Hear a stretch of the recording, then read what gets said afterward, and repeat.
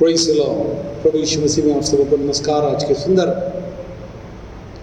संध्या के समय प्रभु ने पुनः हमारे लिए प्रकाशन और महिमा की अद्भुत बातों को भविष्यवाणी के प्रबल माध्यम से आज की संध्या हमारे लिए रखा हुआ है। हमारा विश्वास है जितना हमने इच्छा मांगा उससे कहीं बढ़कर करने जा रहा है। आइए हम अपनी आंखें बंद कर लें, अपने सिरों को झुकाएं और प्रभु से प्रार्थना करेंगे। हमारे जीवते परमेश्वर, प्रभु यीशु के समर्थी वचनाओं आपके चरणों से पाते विद्युत प्रार्थना करते प्रभु आपकी करुणा दया और अनुग्रह बहुतायत से हम पर हुआ है कि हम आपकी धार्मिकता में होकर और आपके लहू से धुलकर उस सौभाग्य को जिसमें आपके पास पहुंच है प्राप्त कर सके। हम हृदय से धन्यवाद करते हैं। साथ साथ पवित्र आत्मा रूपी अलौकिक सहायता जो मैं महिमा के स्वरूप में परिणित करने के लिए अलौकिक सामर्थ्य में विद्यमान है, हमारे साथ है, हमारे बीच में है और हमारे अंदर है। हम आप लोग महिमा जलाल देते हैं। अनुग्रह दीजिए और पवित्र आत्मा में आपका स्वागत करते हैं। हमारी प्रार्थना से लेकर आराधना और फिर वचनों के प्रकाशन और उसका स्वरूप हमें से हर एक के जीवन में कार्य होने के लिए हाँ और आमीन के रूप में उसे हम ग्रहण करके स्वीकृति प्रदान कर सकें और सहमति देते हुए अपनी आत्मा के साथ इस गहरे स्वरूप में हमें परिणित करिए। ऐसी हम तुझसे कामना करते। पूरे समय को पवित्र आत्मा आपके संचालन में देते हैं। सब बातें मिलकर आपको महिमा देने वाली हो सके। हम घटते चले जाएं और आपका नाम आपकी आत्मा के प्रबल माध्यम से अलौकिक सामर्थ्य पर बढ़ता और बढ़ता चला जाए। धन्यवाद देते प्रभु, आपने हमारी प्रार्थना सुनी। पूरे समय को आपके हाथों में देते हुए इस विनती को प्रभु यीशु के नाम से मांगते सुन ग्रहण करें। आमीन। आइए हम सब मिलकर प्रभु की महिमा के लिए गीत गाएं। सारे जगत से प्यार किया, क्रूस पर अपना जीवन दिया, मेरा प्रभु मुक्ति दाता। जबकि प्रभु हमारा प्रभु सब कुछ कर रहा है, तो मिलकर इस सत्य को जानें और प्रभु की महिमा करें।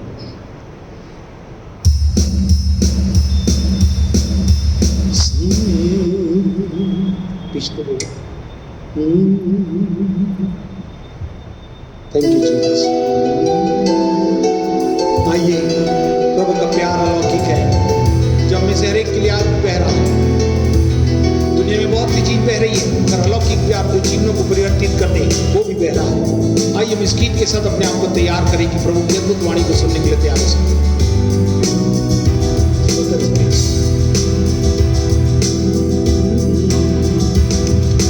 सारे जगत से प्यार किया, क्रूस पर अपना जीवन दिया, मेरा प्रभु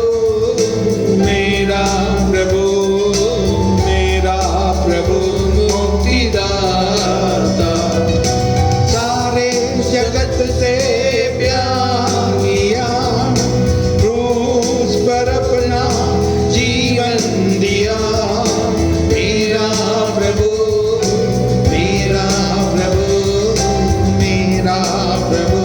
मुक्तिदाता। सारे जगत से प्यार किया, दिल में अंधेरा रहा, तूने दी रोशनी, जिसने भी पाया तुझे उसको मिली जिंदगी। दिल में अंधेरा रहा, यीशु ने दी रोशनी, जिसने भी पाया यीशु को उसको मिली जिंदगी। पापी को उसने प्यार किया, सारे जगत का उद्धार किया, मेरा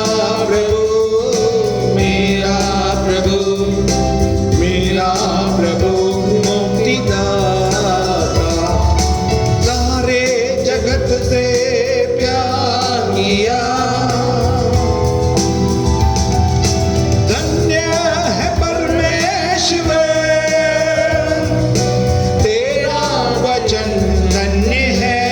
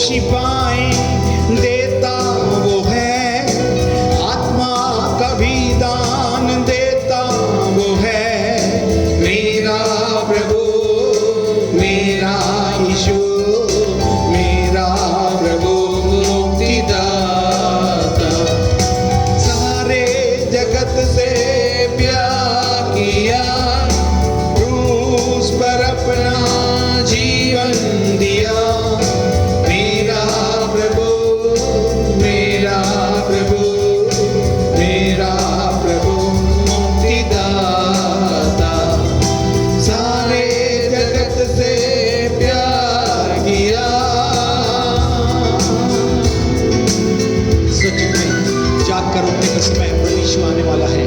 आइए अपनी आंखों को बंद करें कि प्रभु की अलौकिक वाणी के माध्यम से तेरा वचन मेरे पाँव के लिए दीपक, मेरे मार्ग के लिए उजाला है। मैं बिना बताए कुछ नहीं करूँगा।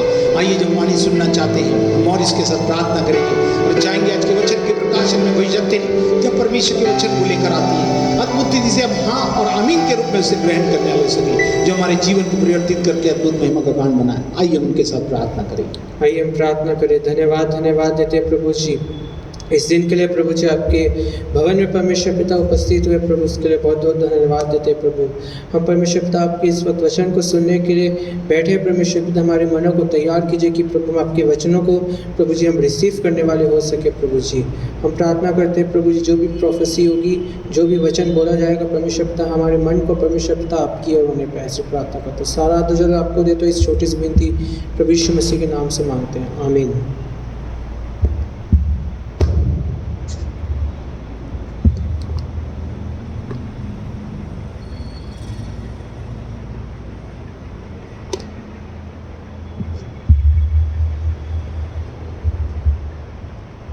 Hallelujah, praise the Lord. मैं आज बहुत ही महत्वपूर्ण विषय को आपके बीच में रखने जा रही हूँ और इसके बाद कुछ परमेश्वर ने प्रोफेटिक वर्ड को जो इस कलीसिया के लिए है परमेश्वर ने दिया है, वो मैं आपके बीच में रखना चाहूँगी। ये जो कोई हल्का लेगा इस प्रोफेटिक वर्ड को, लास्ट में मैं बोलने जा रही हूँ, जो कोई भी हल्का लेगा इस प्रोफेटिक वर्ड को, परमेश्वर न्याय के दिन में उसे आज के बाद न्याय के दिन में परमेश्वर उसको नहीं पहचानेगा। और जितने भी मैंने प्रोफेटिक वर्ड बोला है, आप सोच रहोगे ऐसी है, ये है, इससे मेरे को कोई मतलब नहीं है। जो परमेश्वर ने मुझे दिया इन दिनों में, मैं वो कहने जा रही हूँ, पर ये बार बार कह रही हूँ, ये आखिरी में रहेगा और इसको बहुत ध्यान से सुनिएगा। प्रोफेटिक वर्ड को जो परमेश्वर ने, मैंने जितने भी प्रोफेटिक वर्ड बोला वो परमेश्वर के तरफ से ही बोला। और इस प्रोफेटिक वर्ड को कोई मजाक उड़ाएगा, परमेश्वर न्याय के दिन में, प्रभु ने ये भी कहने बोला, न्याय के दिन में मैं उसे पहचानूंगा भी नहीं। इसलिए इस प्रोफेटिक वर्ड के लिए हंसना नहीं। मैं आज जो आपके बीच में बांटने जा रही हूँ वो है पहला पत्रस 4:2। मेरे साथ निकालेंगे पहला पत्रस 4:2। इसको मैं आपके बीच में पढ़ने जा रही हूँ और ध्यान से इस वचन को सुनिए और इसका लाभ उठाइए, ताकि भविष्य में अपना शेष शारीरिक जीवन मनुष्यों की अभिलाषाओं के अनुसार नहीं वरन परमेश्वर की इच्छा के अनुसार व्यतीत करें। आज का जो मेरा विषय है वो ये है, परमेश्वर की इच्छा के अनुसार हमको क्या करना है, अपना जीवन को व्यतीत करना है। हालेलुया। आप ध्यान से इस वचन को सुनिए, समझिए। हम सबों के जीवन का बहुत सारा समय अब ख़त्म हो चुका है, ख़त्म हो गया है और अब थोड़ा ही समय बाकी रह गया है। अब थोड़ा ही समय हमारे जीवन का बाकी रह गया है। हमारे जीवन भजन संहिता कहता है हमारे जीवन के 70 साल या 80 साल होते हैं। भजन संहिता में आप पढ़ेंगे तो उसमें पर्टिकुलर एक डेट का टाइम दिया है, 70 या 80 साल हैं। हमारे जीवन के 70 या कितने साल, 80 साल होते हैं। और ये दिन रोज रोज हमारे जीवन से कम होते जा रहे हैं। रोज रोज ये आप देखेंगे तो कम होते जा रहे हैं। समय इतना तेज़ी से भाग रहा है, ऐसा लगता है अभी तो जनवरी आया था, अभी जुलाई आ गया। मैं एक उदाहरण को बताती हूँ, उससे आप ध्यान से समझेंगे। जिस तरह जब किसी को सरकारी नौकरी के दिन कम होते हैं, आप देखेंगे सरकारी नौकरी एक एक दिन में क्या होते जाता है, कम होते जाता है और 60 साल में रिटायर हो जाते हैं। उन लोग का सरकारी नौकरी क्या होता है, फट एक एक दिन क्या होते जा रहा है, गुजरते जा रहा है, और 60 साल में उन लोग रिटायर हो जा रहे हैं। और ये समय जल्दी जल्दी, ये उदाहरण मैं आपको बता रही हूँ, और ये समय बहुत जल्दी जल्दी गुजरता है। किसी से भी जो सरकारी जॉब करते हैं पूछे कि तुम्हारी कितनी नौकरी बाकी है, तो सबका एक ही जवाब होगा कि 60 साल पूरे होने में अभी समय बाकी है। हाँ, अभी समय बाकी है। कोई कहेगा 20 साल, कोई कहेगा 30 साल, कोई कहेगा 10 साल। सबको अच्छी तरह मालूम है कि मुझे कितने साल और नौकरी करनी है। सब सरकारी नौकरी वाले लोग को मालूम है कि मुझे कितने साल नौकरी करना है। लेकिन अफसोस की बात है कि आज अधिकतर लोगों को मालूम नहीं कि हमको इस पृथ्वी पर कितने साल रहना है। अफसोस की बात है। सरकारी नौकरी वाले लोग से पूछो तो उनको अच्छे से मालूम है, अरे 10 साल बचा है, 20 साल बचा है, 30 साल बचा है। लेकिन प्रभु के लोगों को नहीं मालूम कि इस पृथ्वी पर हमको कितने साल रहना है। जन्मदिन आता है, खुशियाँ मनाते हैं, कहते हैं कि 50 साल हो गया, 60 साल के हो गए, लेकिन ये कोई नहीं कहता कि अब मेरे जीवन के 10 या 20 साल ही बस इस पृथ्वी में रह गए हैं। ये कोई नहीं कहता। बहुत खुशी से कहते हैं, अच्छी बात है, इसके बाद मैं ये दुनिया छोड़कर स्वर्ग में चला जाऊंगा। हमको ये कहना सीखना है, हमको ये कहना सीखना है। आज जन्मदिन तो मना रहे हैं और पूछने पर बहुत खुशी से बताते हैं कि मेरा 50 साल हो गया, 60 साल हो गया। लेकिन हमको ये कहना सीखना है कि दुनिया छोड़कर हम स्वर्ग में चले जाएंगे एक दिन। ये कहना सीखना है। हमारे जीवन के कितने साल यहाँ पर रह गए हैं और कब हम यहाँ से चले जाएंगे, ये हमको अच्छी तरह मालूम होना चाहिए। हमारे जीवन के कितने साल यहाँ पूरा रह गए हैं और कब हम यहाँ से चले जाएंगे, ये हमको अच्छी तरह मालूम होना चाहिए। एक आदमी को परमेश्वर ऊपर ले गया। एक उदाहरण मैं बता रही हूँ, हाँ, अच्छे ध्यान से सुनिए। एक आदमी को परमेश्वर ऊपर ले गया और उसको नरक दिखाया। उसको ये रियल स्टोरी है, ये रियल स्टोरी है, इसको आप ध्यान से सुनिए। एक आदमी को परमेश्वर ने ऊपर ले गया, मतलब स्वर्ग ले गया, कहीं नरक ले गया, नहीं मालूम, दोनों दिखाया होगा। ले गया, ऊपर ले गया और उसको क्या किया, उसको नरक दिखाया। ये पहले तो स्वर्ग दिखाया, फिर स्वर्ग दिखाने के बाद उसको नरक दिखाया और उससे कहा अपना जीवन सुधार ले, नहीं तो नरक में जाना पड़ेगा। दोनों स्वर्ग और नरक दिखा के उसने, परमेश्वर ने कहा अपना जीवन को सुधार ले, नहीं तो तुझे अच्छा जीवन व्यतीत करेगा तो स्वर्ग में जाएगा और बुरा करेगा तो नरक में जाएगा। अपना जीवन को सुधार ले और नरक जाने से बच जा।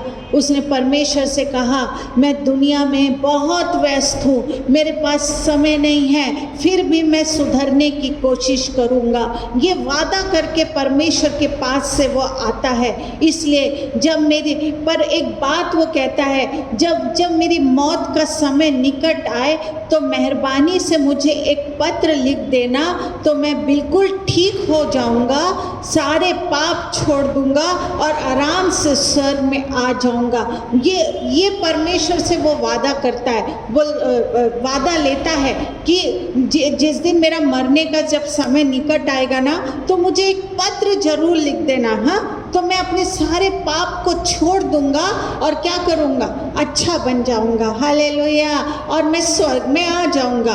परमेश्वर ने कहा, जा, तुझको चिट्ठी लिख देंगे। परमेश्वर वादों का पक्का है, जो कहता है वो करता है हमारा प्रभु यीशु। और प्रभु यीशु ने भी, परमेश्वर ने, प्रभु यीशु ने भी ने उससे कहा, वो आदमी से कहा, मैं ज़रूर तुझे चिट्ठी लिख दूंगा। काफ़ी समय बीतने पर ये आदमी मर गया और न्याय के सिंहासन के सामने पहुंच गया। ध्यान से सुनिए। काफ़ी समय बीत गया और ये आदमी मर गया, हो सकता है 80 साल में मरा, 70 साल में मरा हो।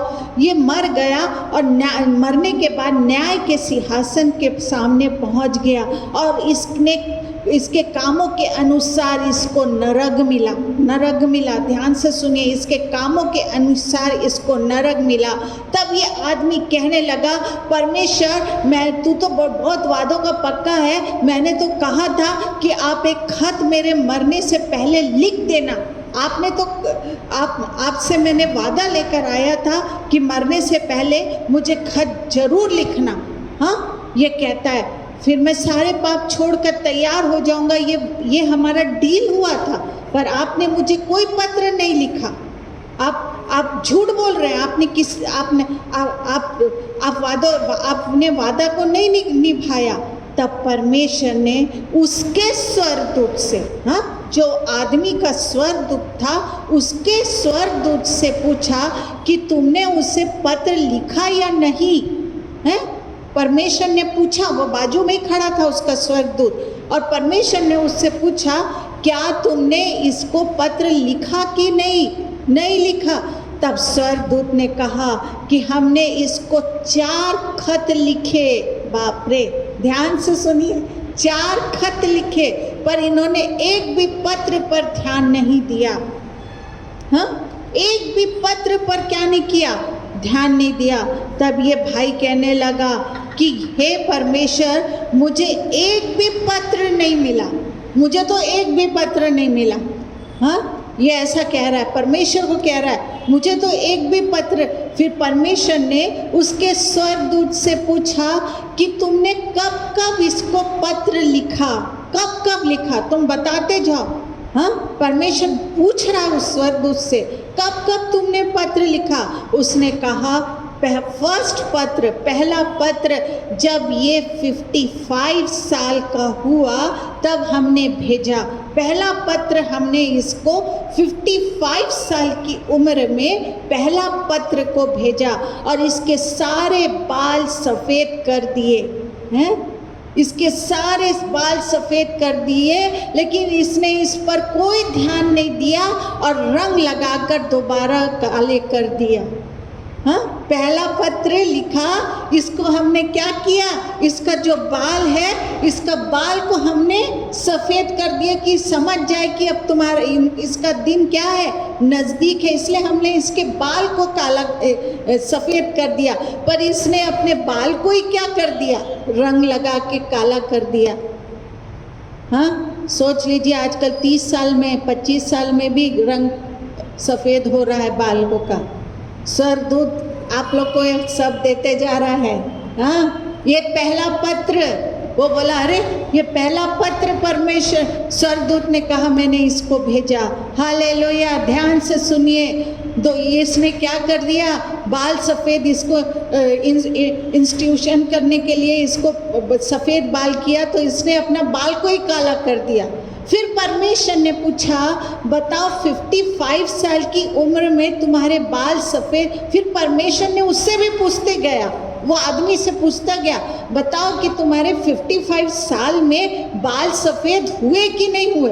उसने कहा, हाँ साहब, सफ़ेद हुए थे। हैं, बहुत अफसोस के साथ कह रहा है, हाँ साहब, सफ़ेद तो हुए थे। हैं, तो सच है। हाँ, क्या बोला, हाँ साहब, ये बात तो सच है। फिर तुमने दोबारा काले क्यों किए? तुमको मालूम नहीं कि ये ही हमारे हाथ से चेतावनी का पत्र निकलता है। Hallelujah, hallelujah. परमेश्वर ने उसको ये जवाब दिया, तुमको संभल जाना चाहिए था उसी समय। प्रभु ने ये जवाब दिया। हाँ, अब समझ में आया, सफ़ेद बाल हो रहा है, सोच लो परमेश्वर का जवाब क्या रहेगा। वह, हाँ साहब, मुझे तो मालूम था। हाँ, तो परमेश्वर कहेगा, तुमको ये चेतावनी का पत्र तो मिल गया था, तुम क्या कर रहे थे। फिर परमेश्वर ने बोला, परमेश्वर ने 4 पत्र लिखा, बोला था, देखो पहला पत्र उसका बाल सफ़ेद हुआ, दूसरा पत्र परमेश्वर ने फिर स्वर्गदूत से बोला, फिर बताओ दूसरा खत कब लिखा? स्वर्गदूत ने कहा, जब ये 60 साल के हुए तब इनका आंखों से कम दिखने लगा। इसका आंख जो था वो कम दिख। Hallelujah, hallelujah.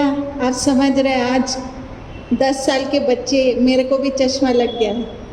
हाँ, ये सब चेतावनी मेरे लिए भी है। हालेलुया। परमेश्वर ने स्वर्गदूत से पूछा, दोबारा खत कब लिखा?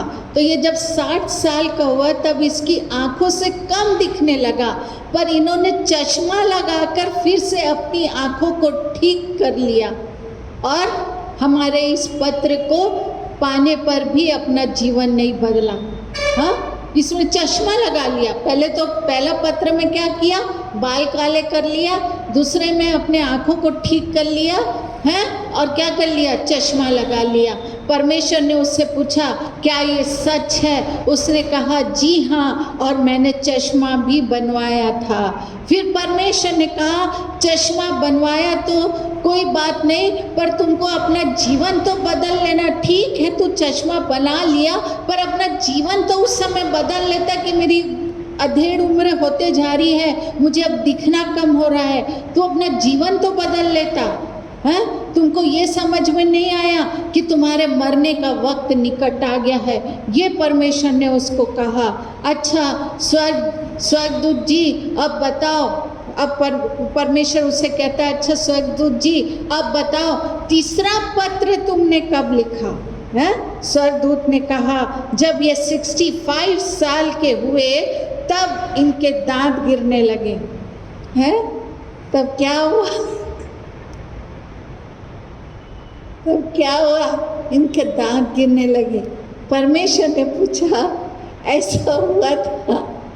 हाँ, ये रियल स्टोरी है। परमेश्वर ने पूछा, ऐसा हुआ था?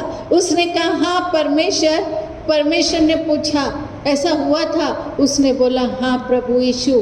फिर परमेश्वर ने पूछा, चौथा खत कब लिखा? जब ये 75 साल का हुआ। इसका खाल लटक, जो खाल होती है ना, जो चमड़ी होती ना, वो लटकने लगी है। कमर झुक गई, मुंह पर छुरियां पड़ गई। हाँ, फिर उस भाई से पूछा, ऐसा हुआ? उसने कहा, हाँ। तब परमेश्वर ने कहा, तुमको चारों खत बराबर मिले, तुमने कोई उन पर ध्यान नहीं दिया, इसलिए अब जाओ नरक में।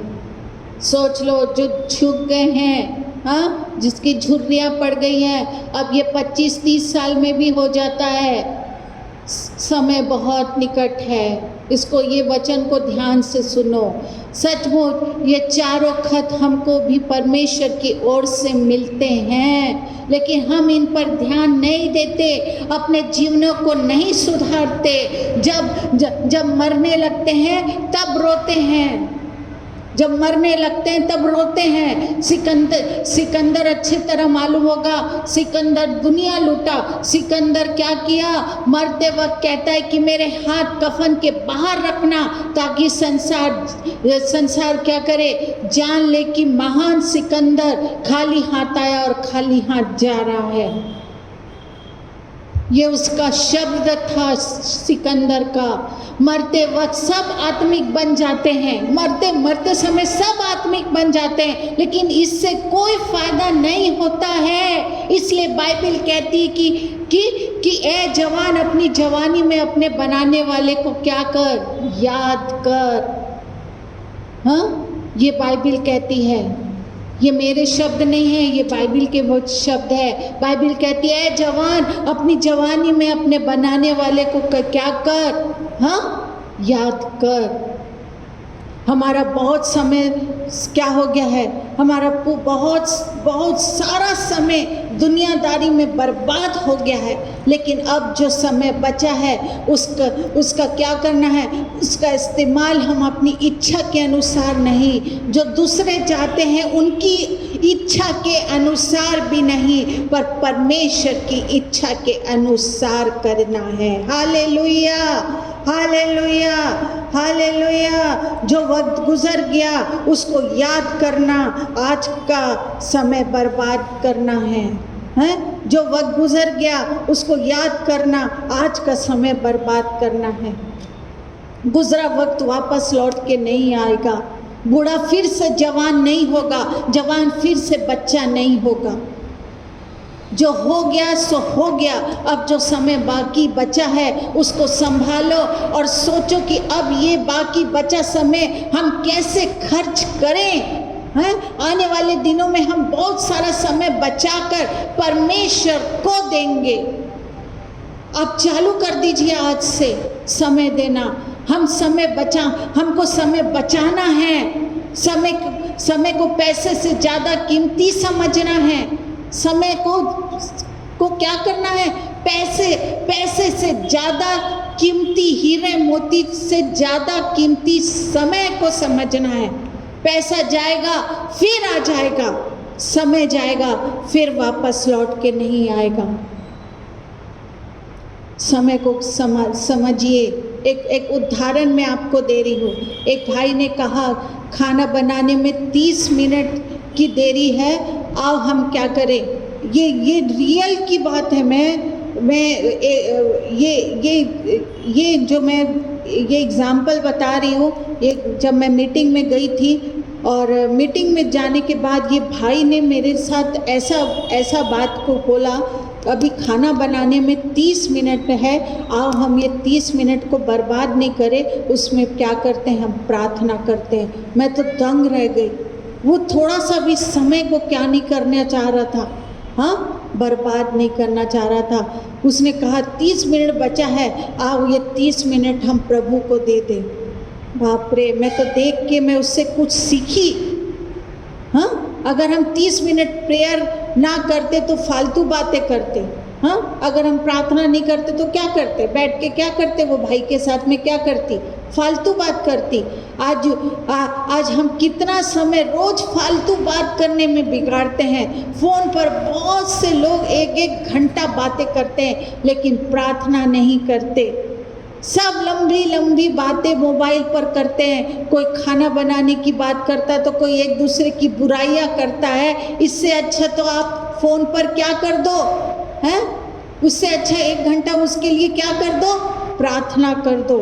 परमेश्वर की इच्छा है कि हम निरंतर प्रार्थना करते रहें। ये बाइबल भी ये कहती है हमको क्या करना है? निरंतर प्रार्थना करते रहना है। यीशु कहता है कि हर समय प्रार्थना करो। दुनिया की बातों में समय बचाओ। दुनिया की बातों से क्या करो, हैं? क्या करो? वो समय को बचाओ। दुनिया की बातों से समय को बचाओ और प्रार्थना में तो हालेलुया। आज हर बहन भाई कहते हैं कि हमारे पास समय नहीं है, पर मैं कहती हूँ कि समय बहुत है। हमको इच्छा नहीं होती है प्रार्थना करने की। समय बहुत है।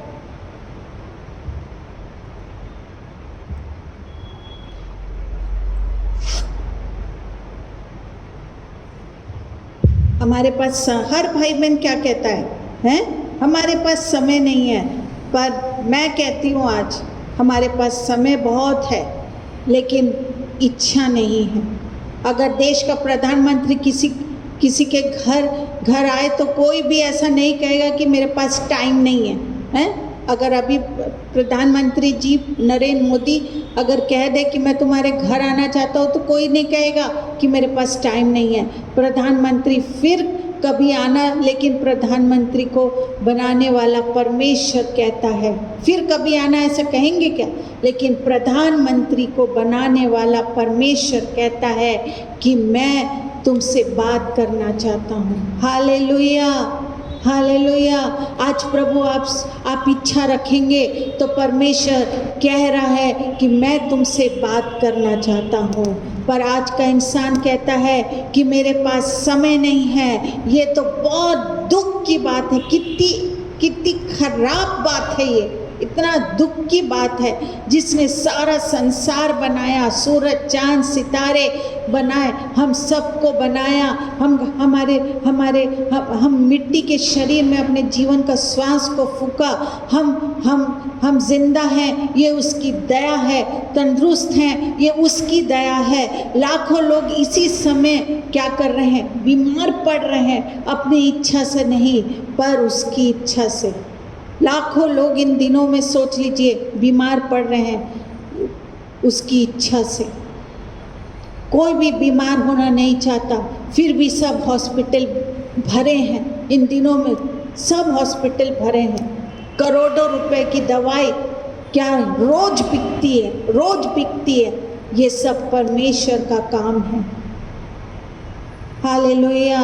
समय दीजिए परमेश्वर को। जितना ज़्यादा इलाज बड़ा उतनी ही ज़्यादा बीमारियां भी बढ़ रही है। आप देख रहे होगे कोरोना गया, कोरोना का सिम्टम्स कितने बढ़ गए हैं, कितने सारे निकलते जा रहे हैं। और आज बहुत सी ऐसी बीमारियां हैं जिनका कोई इलाज नहीं।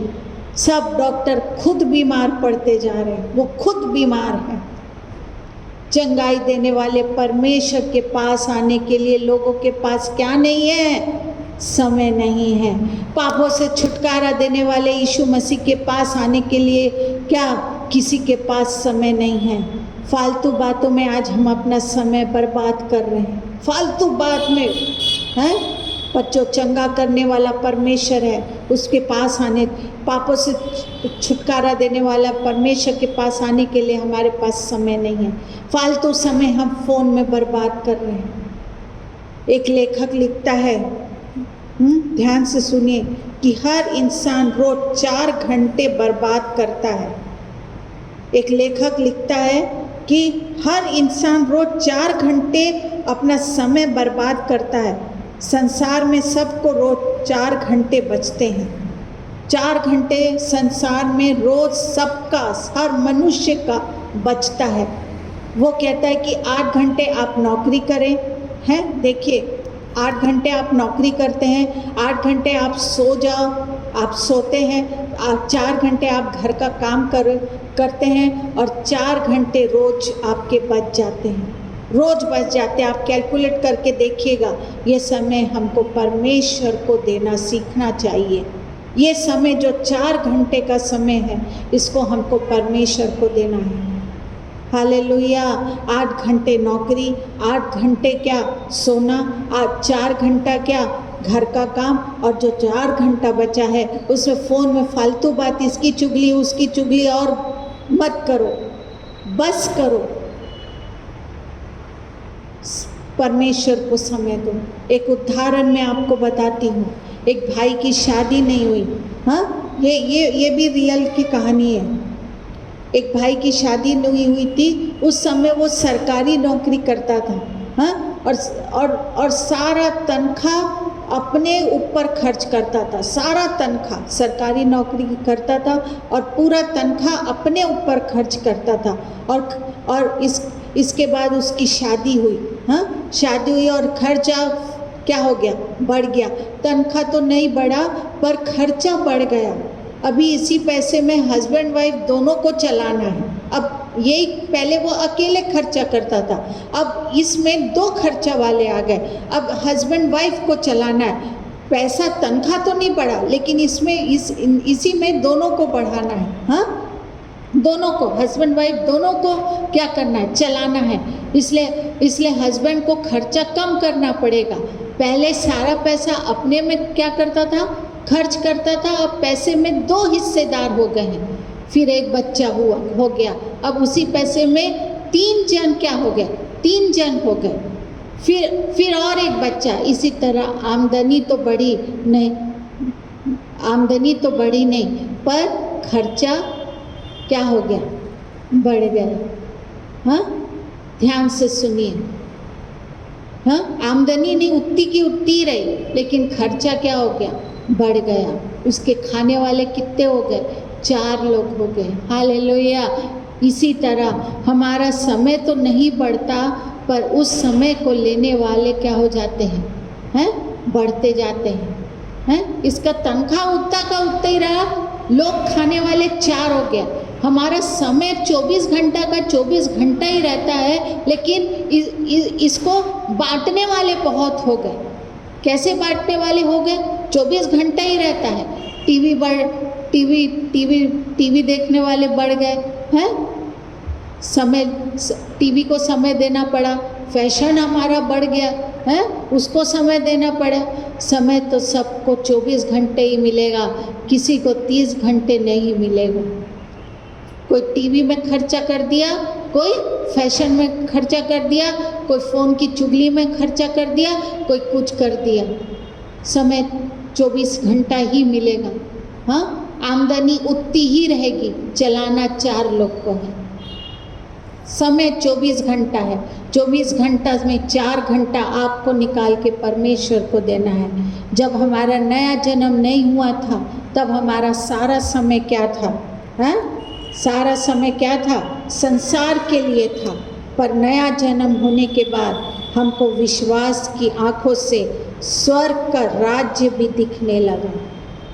जब हमारा नया जन्म हो गया, पहले नया जन्म नहीं हुआ था तो सारा समय किसका था? संसार का था।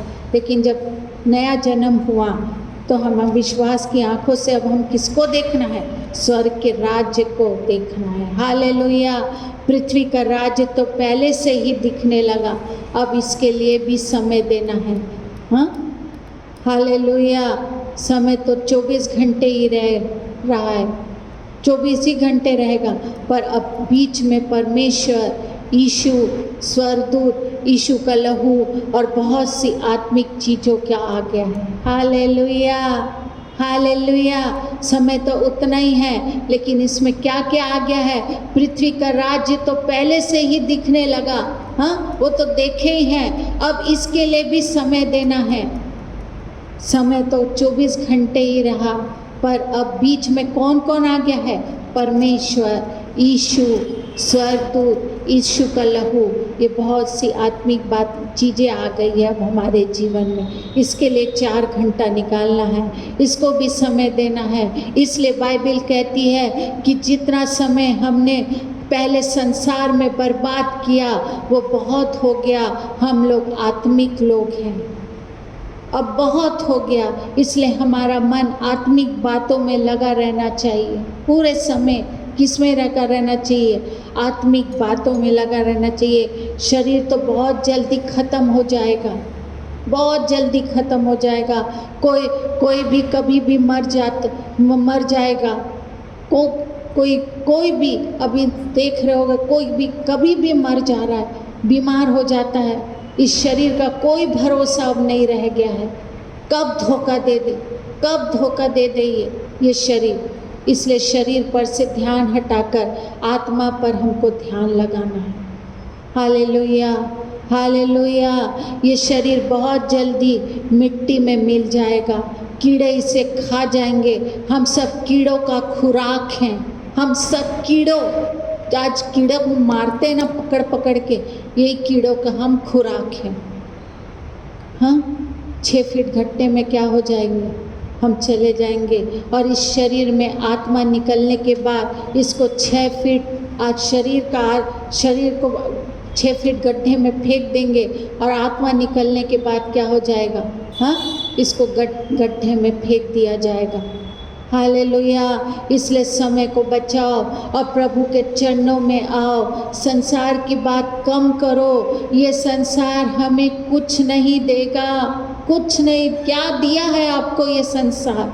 मैं पूछूं किसी से तो क्या दिया है? दुख के सिवा क्या दिया है? परमेश्वर हमको स्वर्ग राज्य का क्या देने जा रहा है?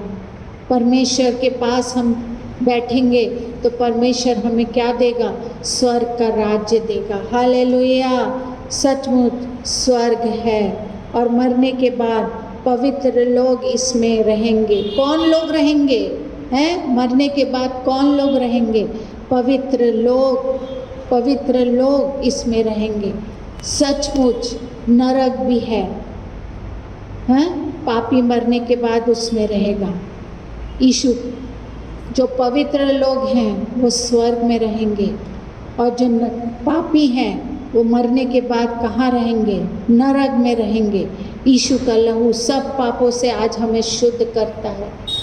हाँ, उसके लहू को मांगते रहें और पवित्र बने रहें, स्वर्ग के राज्य के लिए, और तैयार रहें स्वर्ग राज्य के लिए। Hallelujah, hallelujah. मैं सोचती हूँ ये वचन से आपको बहुत कुछ शिक्षा मिली होगी।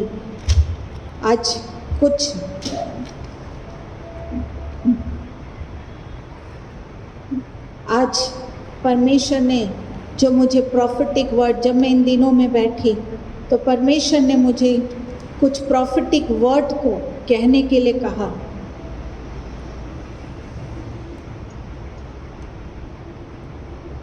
जब मैं प्रार्थना कर रही थी तब परमेश्वर ने मुझे कुछ बात को कहने के लिए कहा, और ये हर एक कलीसिया, अगर ये कलीसिया से दूसरी कलीसिया के लोग भी सुन रहे होंगे तो ध्यान से इस प्रॉफिटिक वर्ड को, इसको मजाक में नहीं लेना, इसको ध्यान से सुनिए।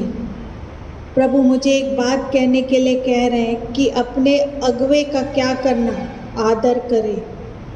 अपने अगुवे का इन दिनों में आदर करना है। ये परमेश्वर ने मुझे कहने के लिए कहा। क्या करना है?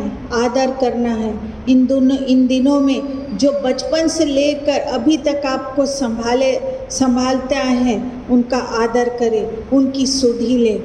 आप हो सकता है भविष्यवक्ता हो, पूरी बाइबिल को क्या करते हो, जानते हो, लेकिन आप अपने अगुवे को आदर करना है। ये परमेश्वर कहने के बोल रहा है।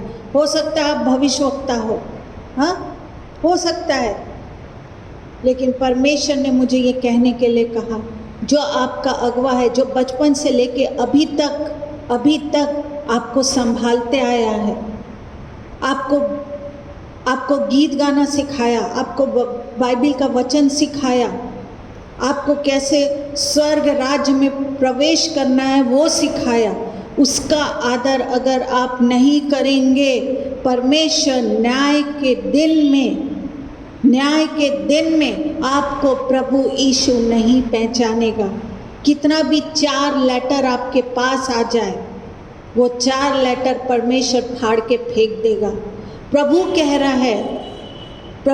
है, आप कितने भी बड़े भविष्यवक्ता हो सकते हैं, आप पूरी बाइबिल का ज्ञान रखने वाले हो सकते हैं, आप हो सकता है आप अपने अगुवे से ज़्यादा आपको बाइबिल का ज्ञान हो, पर प्रभु कह रहा है अपने अगुवे का क्या करना, आदर करना, उसकी सुधि लेना।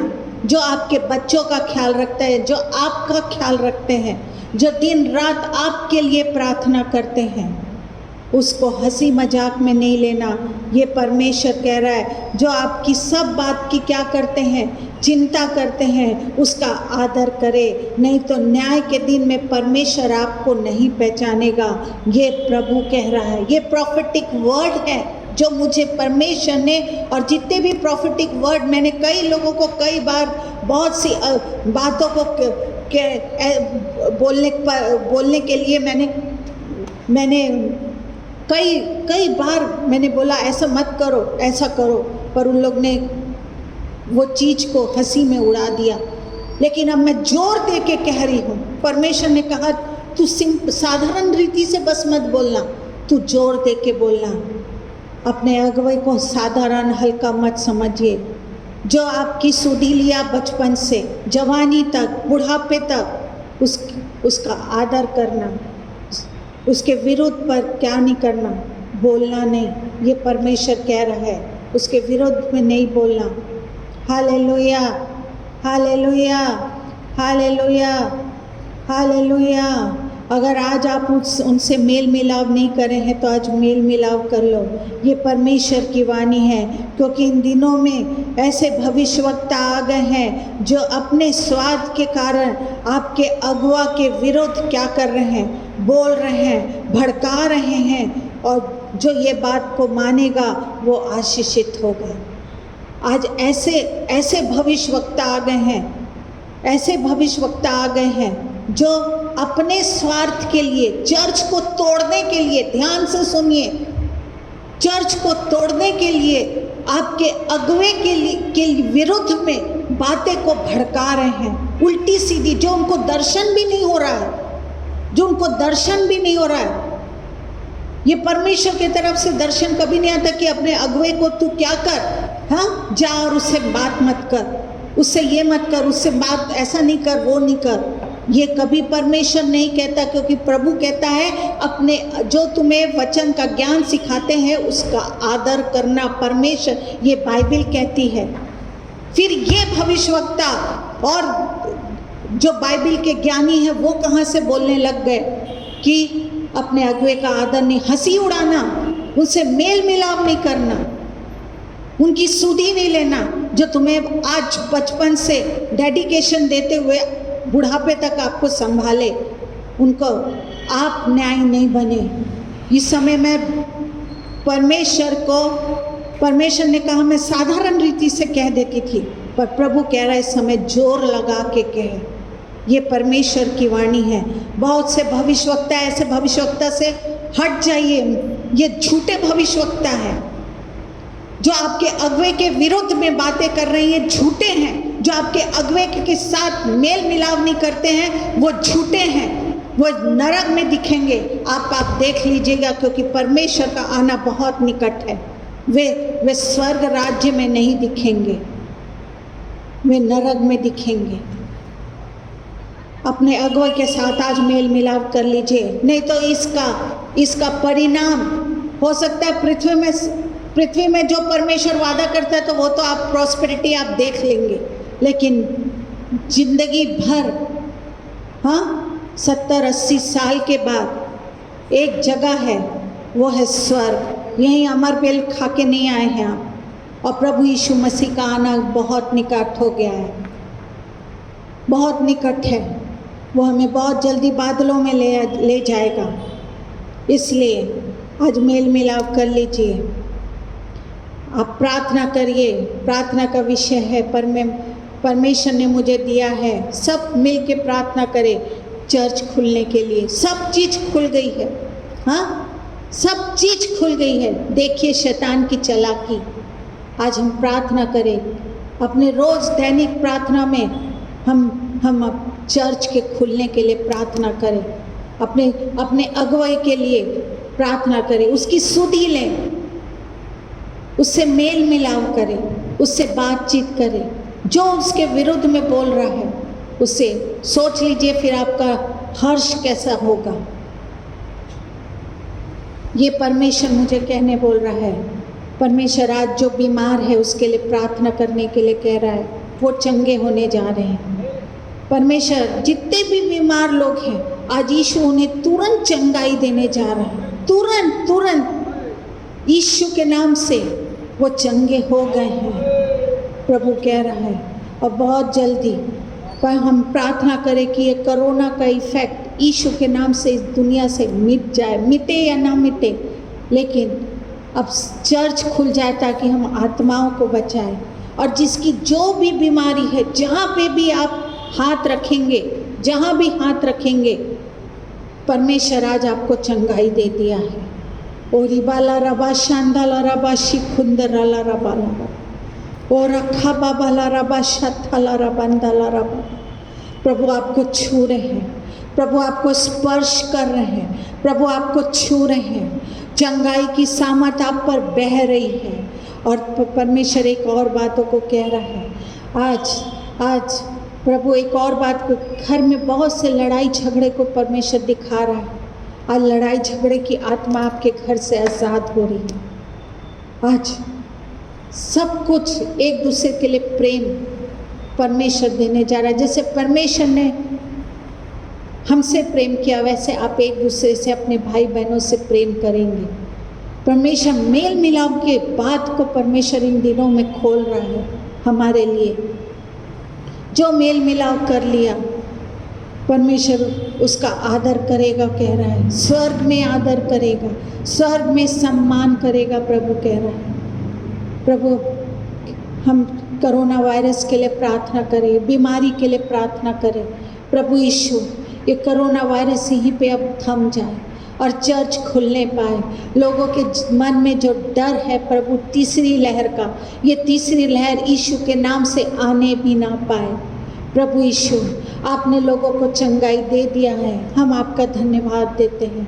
प्रभु, हमारे लिए मार्ग को खोल ताकि हम स्वतंत्रता से आपकी सेवा कर सके, गांव-गांव जा के प्रचार करने वाले अब हो सके, लोगों को यीशु के बारे में बताने वाले हो सके कि एक यीशु है, एक जिंदा परमेश्वर है जो हमारी सुधि लेता है, जो हमारी प्रार्थना को सुनता है, जो अपने लहू से हमारे सब अधर्मों को क्षमा करता है। ये बताने वाले हो सके हम। प्रभु, आज आपको आशीष दे। ओरी बा शांदाला राबा शिखाला राबा बाप ओला राबा बाबाला राबा शखंदाला राबा। प्रभु, आपने बीमारी को चंगाई दे दिया है। अब सब जो मृत्यु की बातों से गुजर रहे थे उनको आपने पूरा चंगाई दे दिया है। जो रात को सो नहीं रहे थे उनको आप मीठी नींद दे रहे हैं। हर एक दर्द से आप आज़ाद कर रहे हैं, हर एक कोविड से आप आज़ाद कर रहे हैं। जो जिसके जीवन में डर है परमेश्वर, उसके डर को आप दूर कर रहे हैं। प्रभु, हम आपका धन्यवाद देते हैं। आपने चंगाई दे दिया है, पूर्ण रीति से सबको छू के चंगाई दे दिया है। हम आपका धन्यवाद देते हैं यीशु के नाम से, आमीन।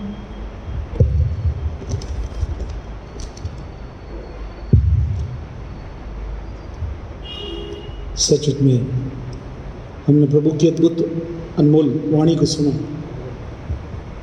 और वो चाहता है कि ये अद्भुत बातों का प्रभाव हम में से हर एक के जीवन में हो, कि प्रभु अद्भुत महिमा को हम में से हर एक के जीवन में देने पाए। सचमुच में प्रभु हमसे बहुत प्यार करता है और वो चाहता है कि समय के अनुसार पहला, दूसरा, तीसरा, चौथा वारंट हमको परमेश्वर दिया हुआ है कि मैं और आप इस तथ्य को पहचान सके, ताकि भविष्य में अपना शेष शारीरिक जीवन मनुष्यों की अभिलाषाओं के अनुसार नहीं परंतु परमेश्वर की इच्छा के अनुसार व्यतीत कर सके। इसलिए प्रभु ने कहा था इफिसियों 5वां अध्याय उसकी 17वीं आयत में, अवसर को बहुमूल्य समझो 16 और 17 में, क्योंकि दिन बुरे हैं, इसलिए निर्बुद्धि ना हो, ध्यान से समझो कि प्रभु की इच्छा क्या है। प्रभु ने कहा था बुद्धि और समझ प्राप्ति का यत्न कभी भी घटने ना पाए। समय बहुत कीमती है।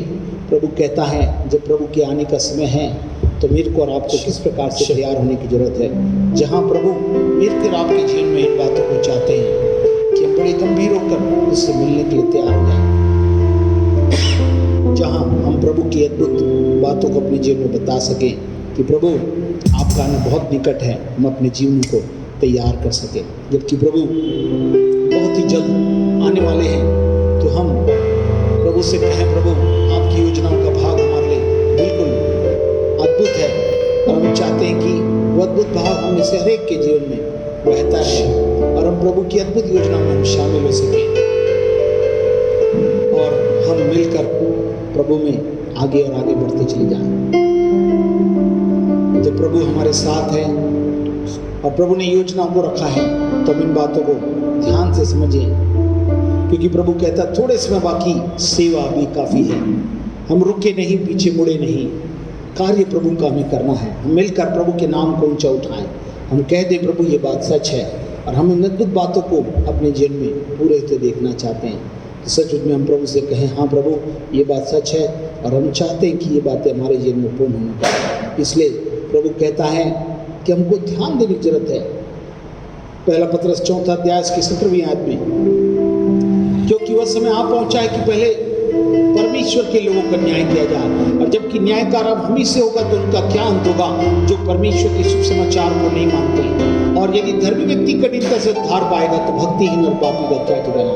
इसलिए जो परमेश्वर की इच्छा के अनुसार दुख उठाते हैं वे भलाई करते हुए अपने अपने प्राण को विश्वास योग्य सृजनहार के हाथ में सौंप देते हैं। आइए अपने आप को परमेश्वर के हाथों में सौंप दें और कहें प्रभु हम सच में अपने जीवन को आपके समर्थी और बलवंत हाथों में देते हैं।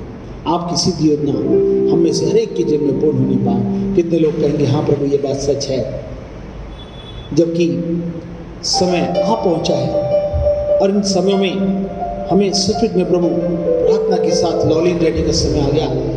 कि हम अपने जीवन में सावधान होकर प्रभु से मिलने के लिए तैयार हो जाएं और कहें प्रभु ये बात सच है जो आप अद्भुत योजना की बात को हमारे जीवन में करना चाहते हैं। प्रभु हम अपने जीवनों को पूर्ति से समर्पित करना चाहते हैं, समय की कीमत को पहचान कर करना चाहते हैं। समय के अनुसार तो तुम्हें गुरु जाना चाहिए था, अगर कोई भी आरंभ की बातें सिखाए प्रभु कहता नहीं, समय थोड़ा ही रह गया है, इसलिए तुम प्रार्थना में लगे रहो, जागते और प्रार्थना करते रहो कि परमेश्वर के पुत्र के सामने खड़े रहने के योग्य बन सको।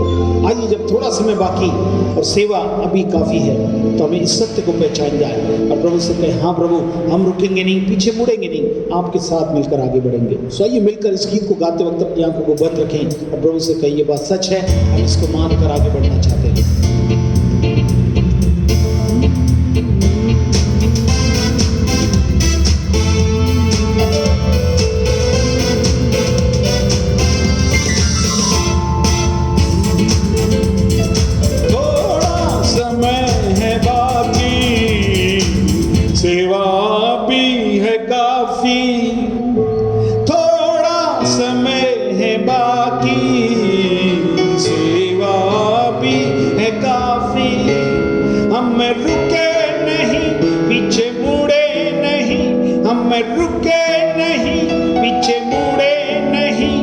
यीशु है हमारा साथी, यीशु है हमारा साथी। थोड़ा समय है बाकी, सेवा भी है काफी। थोड़ा समय है बाकी, सेवा भी है काफी। हमें अपना क्रूस उठाए और यीशु के पीछे आए। हमें अपना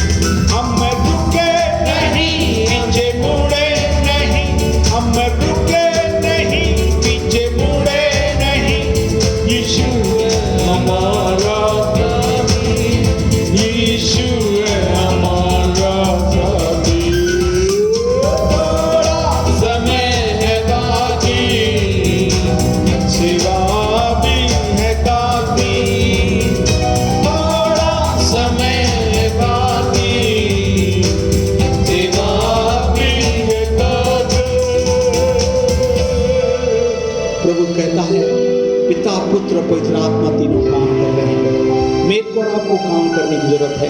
विश्वास कर्म बिना मरा हुआ है। हम विश्वासी हैं, वो हमारा साथी है और न्यायी बनकर आने के पहले वो चाहता है कि सबका न्याय होना बहुत जरूरी है। यदि धर्मी व्यक्ति कठिनता से उद्धार पाएगा तो पापी भक्तिहीन का क्या ठिकाना। ओ प्रभु हमें अनुग्रह दे, हम बड़ी गंभीरता से अपने जीवन को समर्पित करते हुए प्रभु के हाथों में देकर कह सके हाँ प्रभु आपकी अद्भुत बातों का सब कुछ होने वाला है। तो प्रभु हम जो कुछ भी करते हैं उसे देख रहे हैं, क्योंकि आप सब कुछ करके मेरे राम के जीवन में अद्भुत बातों को दिखा रही हैं और दिखाएं कि प्रभु आप हमारी अद्भुत महिमा करना चाहते हैं। प्रभु हम चाहते हैं कि जब हमारे साथ हैं तब सदा आपको लेकर हम चल सके और निरंतर आपको स्मरण करके इन कार्यों को कर सके, जिससे प्रभु की महिमा का अद्भुत भाव मेरे और आपके और सबों के जीवन से दिखाई दे, जिससे कि प्रभु की महिमा का अद्भुत भाव हमारे जीवनों में सदा होता रहे। क्योंकि प्रभु आप हर परिस्थिति हमारे साथ रहकर इन बातों को प्रभुता के रूप में दिखाना चाहते हैं, जिससे प्रभु आपकी अद्भुत महिमा का भाग हमारे जीवन में संचालित होता रहे और आपकी सिद्ध और अलौकिक योजना हमारे जीवन में प्रकट की जा सके। जबकि प्रभु हमारी सच में समर्पण की प्रक्रिया को सुन रहे हैं, हमारे समय की कीमत को पहचान कर जितने लोग अपने जीवनों को समर्पित कर रहे हैं, प्रभु उन बातों को समर्पण के रूप में ग्रहण कर रहे हैं। हम चाहते हैं कि सच में हमारा और आपका समर्पण सच में प्रभु में बढ़ता चला जाए, कि हम प्रभु की अद्भुत समर्पण की अद्भुत वृत्ति को हम पहचान सके कि प्रभु सच में आप ऐसे लोगों को खोज रहे हैं जो अपने जीवनों को पूर्ण समर्पण के साथ लेकर चलने के लिए तैयार है। हाँ प्रभु आपकी अद्भुत योजना में हम सब शामिल होना चाहते हैं। प्रभु अनुग्रह दीजिए कि इन अद्भुत प्रक्रिया में हम सब आपके साथ आगे और आगे बढ़ते चले जाएं, क्योंकि आपका आना बहुत निकट है। प्रभु हमें अनुग्रह दीजिए कि हम आपसे मिलने के लिए तैयार हो सके। प्रभु आपने कहा था समय बहुत कम है, 4:2 में हम उन बात को याद रखें, परमेश्वर की इच्छा के अनुसार जीवन को अर्थात पवित्र आत्मा में इच्छा को पूरी करने के लिए उसका प्रभुत्व सामर्थ के साथ मेरे और आपके जीवन में उपलब्ध है। हम कहें हम आत्मा के अद्भुत सामर्थ में होकर संचारण करना चाहते हैं। हम चाहते हैं आत्मा में होकर अद्भुत महिमा का भाग हमारे जीवन में सदा बहता रहे और हम प्रभु की अद्भुत महिमा की बात को अपने जीवन में दिखा सकें, क्योंकि आत्मा अलौकिक और सामर्थ्य रूप में मेरे राम के जीवन में विचरण करने के लिए तैयार है। कितने लोग हैं जो इस अद्भुत महिमा की बात को आत्मा की अद्भुत अलौकिक शक्ति में हमारे जीवन में भरना चाहते हैं। Thank you Jesus, thank you Jesus. वो आत्मा मेरे को और आपको नए रीति से बनाकर ले चलने के लिए तैयार है। कहें हाँ पवित्र आत्मा आप आइए, इस अलौकिक सत्य को निभाने में हमारी आत्मा के साथ मिलकर राज्य करें। क्या मिलकर आइए अंतिम प्रार्थना के समय हम प्रभु से कहेंगे आत्मा हमारे प्रीतम हमको ले चलिए, हमें नया रूप दे दीजिए प्रभु और हम एक नए स्वरूप को प्राप्त कर सके। हाँ प्रभु पवित्र आत्मा सहायक के रूप में आज भी तैयार है। प्रभु ईश्वर हम हमारे लिए प्रार्थना कर रहे हैं। दूसरा सहायक पवित्र आत्मा जो हमारे साथ हमारे अंदर है और हमारे बीच में है, जो बातें कुछ बताता उसके साथ तैयारी करता। 4 वर्ण की बातें वो हमें बता चुका और जैसे उसको बताया था और वो पहुंच गए नरक, मगर हम नहीं चाहते कोई व्यक्ति पहुंचे, क्योंकि सबका न्याय होना निश्चित है। मगर जो प्रभु यीशु मसीह में उन पर दंड की आज्ञा नहीं, वे उससे पार हो जाते हैं। काश हम पवित्र आत्मा के चलाए चलकर और उसकी इच्छा को पूरी करने के लिए पवित्र आत्मा के प्रभुता को अपने जीवन में देकर अपनी आत्मा को उसके हवाले कर सके, जिससे कि आपकी अद्भुत महिमा हो।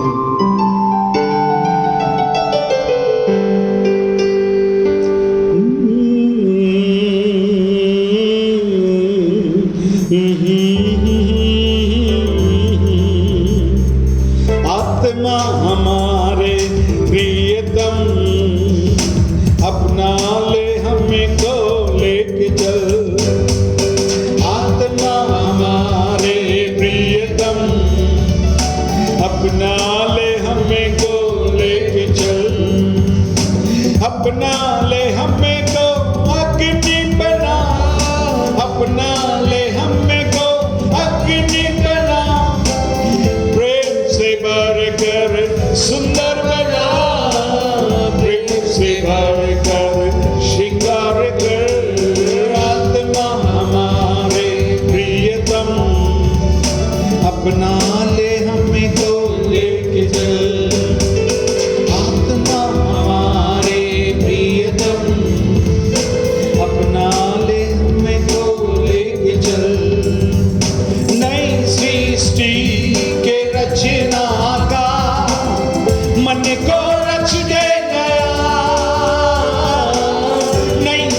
सृष्टि के रचनाकार, मन को रच दे नया।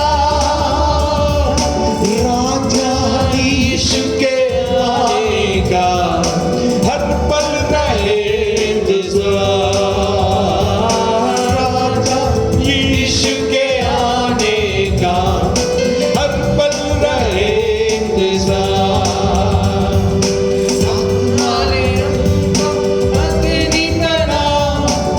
नाले हमें को अग्नि बना, प्रेम से भरकर सुंदर बना, प्रेम से भरकर श्रृंगार कर। आत्मा हमारे प्रियतम, अपना ले हमें को लेके चल। आत्मा हमारे प्रियतम, अपना ले हमें को लेके चल।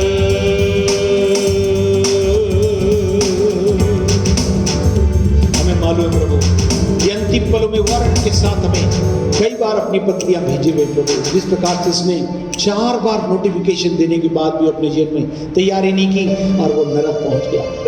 प्रभु नहीं चाहता एक भी आत्मा नाश हो और नरक में डाल जाए। उसने अपने लहू का दान दिया और हमें बचा लिया और अपनी सहायता के लिए पवित्र आत्मा रूपी अलौकिक सामर्थ पूर्ण ईश्वरत्व के रूप में हमारे बीच में दे दिया, हमारे जीवन में दे दिया, हमारी आत्मा पर राज्य करने के लिए दे दिया कि हम परमेश्वर की इच्छा के अनुसार जीना सीख जाए। अपनी नहीं मगर प्रभु की योजना को, अपने को त्यागे और प्रभु की आत्मा में मन लगाकर अधिक समय हम प्रभु के साथ गुजार सके। आज जितने लोगों ने वचनों को सुनकर, प्रभु की वाणी को सुनकर और प्रभु जितने हुए और जितने साथ में हमारे आत्मिक रूप से मार्गदर्शन करते प्रशस्त कर रहे हैं कि सानिध्य और सहभागिता में रहकर अद्भुत महिमा के इस भाग को जो आपने हमारे लिए रखा है इसको प्राप्त कर सके। हमारे जीवित परमेश्वर प्रभु यीशु के अलौकिक रूप में सामर्थ्य में होकर हम आपका स्वागत करते हैं। पवित्र आत्मा ये समय को पहचान कर हमें बुद्धिमान बना दीजिए। हमें प्रभु की इच्छा को पहचान कर चलने के लिए पवित्र आत्मा आप राज्य करें हमारी आत्मा में। आपकी इच्छा को पूरा करने के लिए हम आत्मा के द्वारा प्राण और शरीर की हर एक इच्छाओं को मार सके। आत्मा से शरीर की क्रियाओं को मारोगे तो जीवित रहोगे। आत्मा से ही शरीर की हर एक बातों पर जय प्राप्त करने के लिए प्रभु आपने पवित्र आत्मा रूपी अलौकिक सामर्थ आत्मा में जय के साथ हमें प्रदान करती है, जो जय के उत्सव में लिए फिरते हुए हमें जीवन प्रदान करता है कि हर पल हम कह सके यदि प्रभु हमारे साथ तो हमें किस बात का डर, किस बात का गम। हर परिस्थितियां हर समय इस बात को बताते आपका ना हो या हमारा बुलाया जाना हो, दोनों परिस्थिति में हम तैयार किए सके प्रभु, तैयार रहे प्रभु।